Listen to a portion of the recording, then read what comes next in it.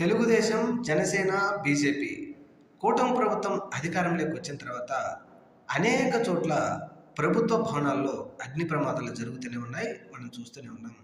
అలాగే ఈరోజు మంగళగిరిలోని ప్రభుత్వ భవనంలో భారీ అగ్ని ప్రమాదం జరిగింది. ముఖ్యంగా ఆంధ్రప్రదేశ్ రాష్ట్ర ఆర్థిక శాఖకు సంబంధించినటువంటి భవన్లో 300 మంది ఉద్యోగులు ఈ భవన్లో ఉండగా ఇప్పుడే అగ్ని ప్రమాదం జరిగింది. భారీ అగ్ని ప్రమాదం.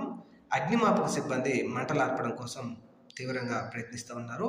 ఈ భవనంలో ఉన్నటువంటి ఉద్యోగులందరూ ఉరుకులు పరుగులతో బయటికి వచ్చారు. అయితే ఇది దేని వలన జరిగింది అనేది మాత్రం ఇంకా బయటికి రాలేదు. యాదృచ్ఛికంగా జరిగిందా లేకపోతే ఏదైనా కావాల్సి జరిగిందనేది ఇంకా తెలియరావాల్సి ఉంది. అయితే ఈ ప్రభుత్వం దీని వెనక ఎటువంటి కట్టుకలత లాబోతుంది, లేదంటే ఇది యాదృచ్ఛికంగా జరిగిందా అనేది దీని మీద అధికారులు ఇంకా వెలువడించాల్సి ఉంది. చూద్దాం మరి రాబోయే రోజుల్లో ఏం జరుగుతుందో.